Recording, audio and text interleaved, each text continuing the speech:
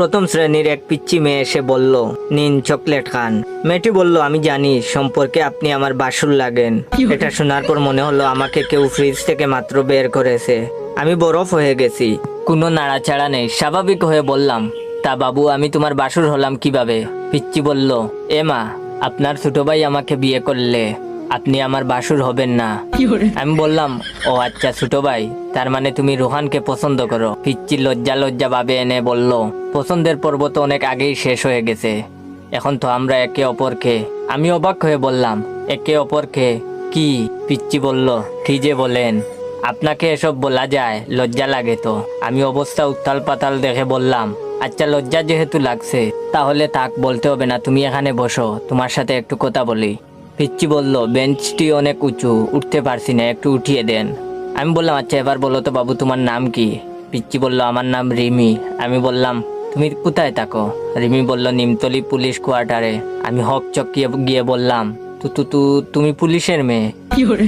রিমি বলল, হ্যাঁ আমার বাবা পুলিশ। আমি মনে মনে বললাম, হায় রে ছোট মিয়া, আর কোনো মেয়ে পেলি না? রিমি বলল, কিছু বললেন? আমি বললাম, না কিছু না। আচ্ছা রিমি একটা কথা বলো তো, তোমাদের পরীক্ষা না 3 ঘন্টা, তোমার 2 ঘন্টার মধ্যে পরীক্ষা দেওয়া শেষ হলো কিভাবে? তাছাড়া রুহানের পরীক্ষা তো এখনো শেষ হয়নি।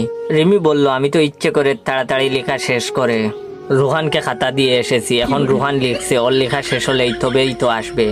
আমি একরকম আতঙ্কিত হয়ে রিমির দিকে তাকিয়ে রইলাম।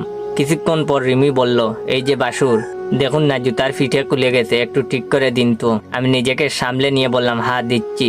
আর বললাম, আচ্ছা রিমি তোমাকে নিতে আসে কে?